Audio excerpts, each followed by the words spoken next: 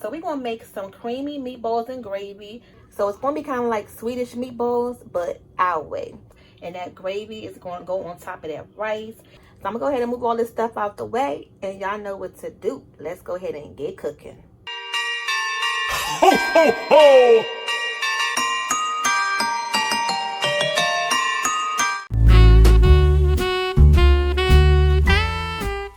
So I already started. I cut up one whole large onion, and then now we're gonna go ahead and cut some of these mushrooms down. That's why I say we're gonna make this our own and add in some things that the Swedish meatballs traditionally wouldn't have, but we're gonna go for the same vibe.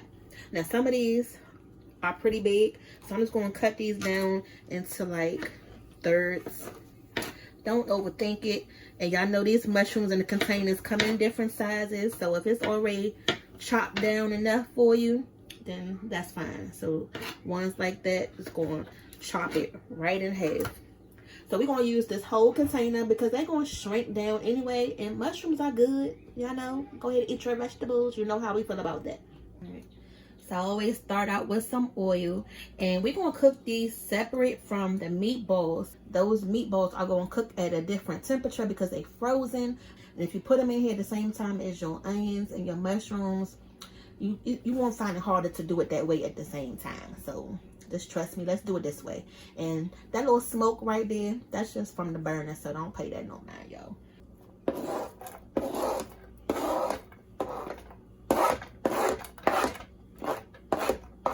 And do y'all like Swedish meatballs? I'm assuming you do because you're watching this video. Is this one of your favorite meatball recipes? If so, comment down below. And if you have a recipe for us to make for meatballs next that y'all want to see, go ahead and let us know as well, because we're trying to build a playlist for y'all. So you have some homemade barbecue, Swedish, and the list goes on and on and on. Alright, so I finished cutting up the mushrooms, and we're going to go ahead and add those right into. And I left those pretty big because if y'all cook with mushrooms a lot, I like to see them in the dish. I don't want to make them too small where they just going to shrivel away. With this kind of recipe, you want to be able to see it in the gravy that we're going to make at the end. So I made sure that I left them, you know, a good size. Now to this, I always add a little bit of salt because that helps drown out that liquid that comes with the mushrooms, and it helps them cook a little faster. So just a little bit. And I always put my heat on high when I'm doing the mushrooms and the onions. So what's on your Sunday dinner for today?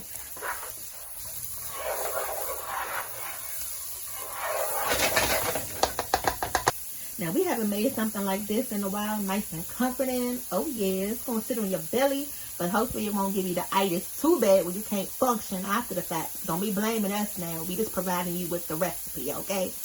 All right, so just let this cook and come together, and then we're gonna go to the next step. All right, so this can cook down quite a bit. Y'all see that? And don't worry, it's still going to keep cooking in the gravy that we're going to be making. So I'm going to go ahead and take these out, and we're going to set these to the side. Once the onions start to turn translucent and the mushrooms get a little, you know, crisp on them, then I just go ahead and take them out and move on to the next task. But don't worry, they're going to come back. They're not going to stay away for too long. It smells good already. And you don't have to worry about being OCD at this part. It's okay if you leave a little bit of onion bits in the bottom of the pan. Don't stress yourself out, y'all, okay? So we're going to add a little bit more oil. Now it's the time to cook the meatballs. And I'm going to fry them up just a little bit.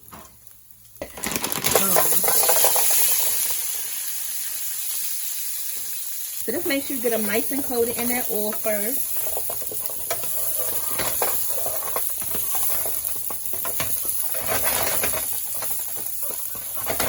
And as you can see, this pan is nice because they all fit on the bottom. And I'm going to add just a little bit more oil. Now, when you make this dish, make sure you get a nice deep pan so that way all your meatballs can fit in there. You know, nice and snug. It's not piling on top of each other, so they can get a nice little crisp on them. So I'm not going to have the heat on here too high because you don't want them to cook too fast.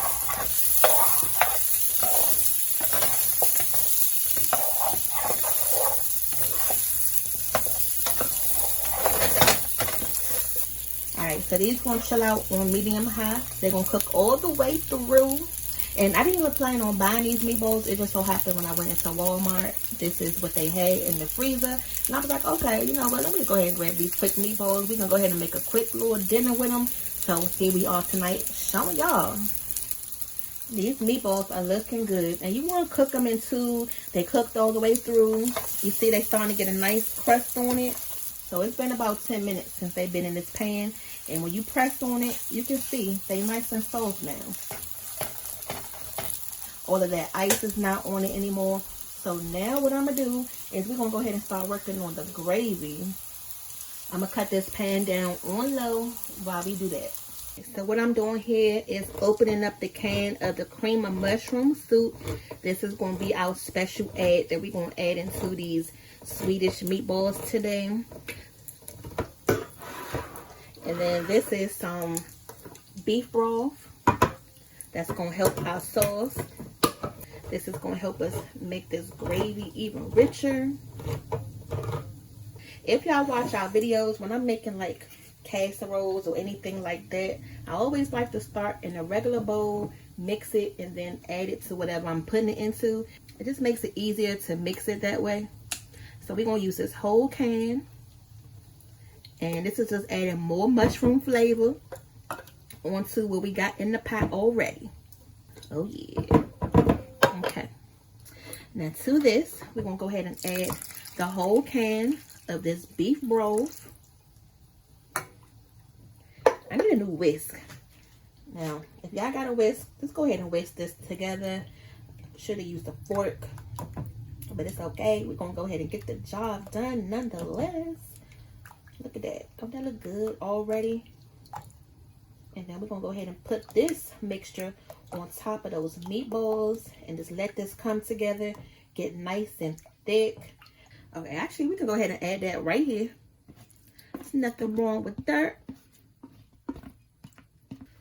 Okay, let's go ahead and get that a little toss. See how that's looking? Oh, I am making a mess. What is going on in this kitchen? In here burning myself today. Making a mess today. I just don't know. Cooking clean is hard. Cooking safe is hard. If y'all don't already know the struggle, but it's all right because that's what we signed up for when we came in this kitchen. All right, so we're gonna add one more thing to this. Some Worcestershire sauce, some Worcestershire sauce. Just a few shakes. Y'all see I'm not measuring, just tossing it up in there, but that probably was about 5 good shakes worth. And we're going to start this gravy off with this, but I'm still add one more thing to this after we get it in the pan. So make sure y'all keep watching. All right, so now to the meatballs, we're going to go ahead and add this mixture in here. Look at that, y'all. Don't that look good? Don't that look good?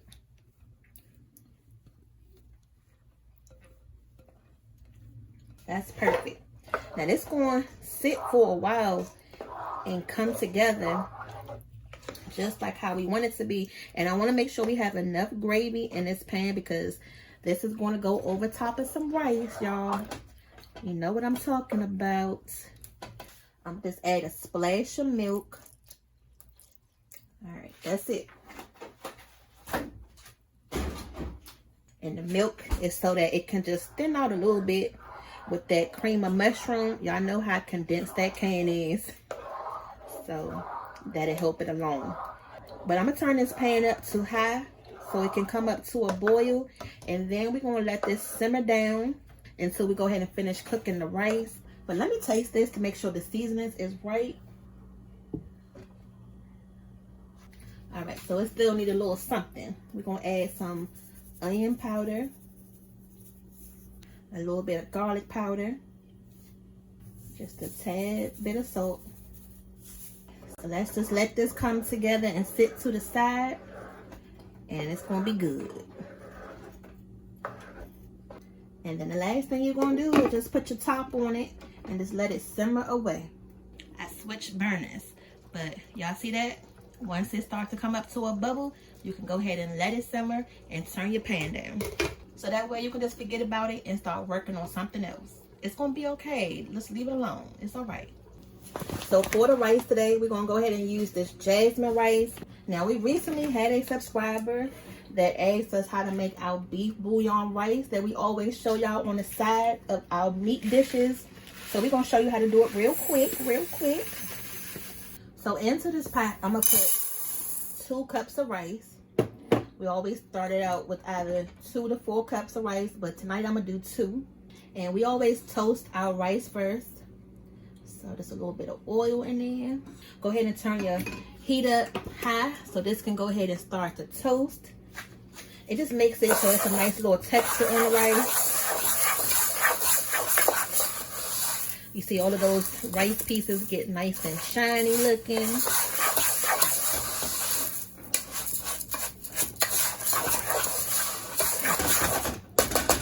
Now for our beef flavor, we're going to use this roasted beef base. It looks just like this.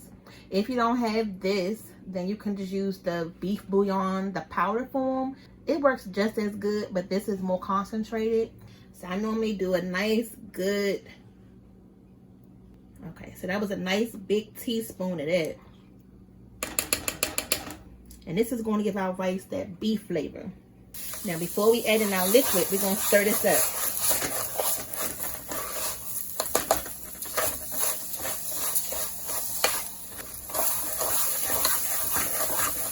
And then once you get it nice and coated, you're going to see, because the rice is going to turn brown. So in case you don't have beef stock, but you want that beefy flavor for your rice, this is exactly how you can do it. And you can do the same thing with chicken. So if you have the chicken one, you can do it the same way.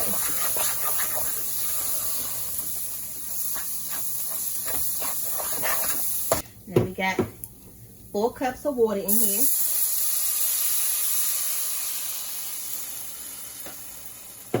That's the best part when making your rice like this. And the satisfying part is once you add the water and then it starts to make that sizzle noise. Now look at that. All of that beef bouillon is getting right into the water. So you know it's going to be nice and beefy in flavor. That's what you want. Now I'm not going to add anything else to this rice as far as seasonings, because it's going to be seasoned good enough with this beef broth in there. Alright, so dinner is ready. There goes the meatballs, the Swedish meatballs. So we're going to go ahead and put this plate together. Now for the rice, I cooked it for 15 minutes. And then after 15 minutes, you turn the pot off and let it sit for another 15 minutes. And then your rice going to look like this. So what you got to do first is just fluff that rice up and move it around. Make sure it's not sticking to the bottom of your pot. Oh, it looks so good. Haven't actually made this beef rice in a while.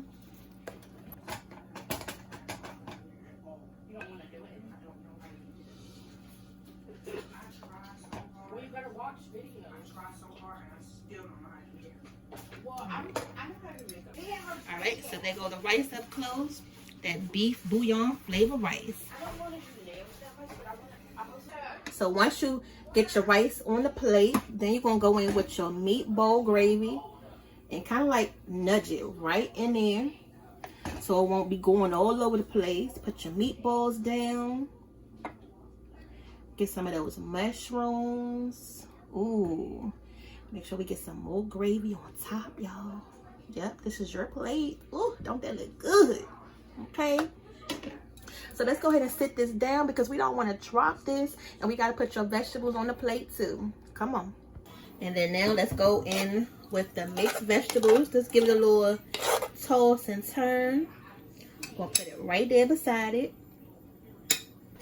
Now the only thing we got left to do to finish this plate off is to top it with some parsley. That's right, to make it look cute. Y'all know how we do. And that's it. This is Sunday dinner for y'all. Those Swedish meatballs with gravy and some mixed vegetables. All you gotta do is grab you a fork. I'm about to go ahead and grab my spoon so I can taste it for y'all because I'm hungry. And the family gonna go ahead and eat too. Ooh, you see the mushrooms right there? That's what I was talking about. So don't chop up the mushroom too small because you want it to look just like that.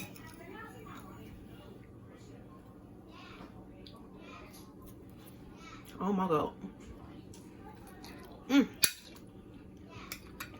That is bomb. That is bomb, y'all.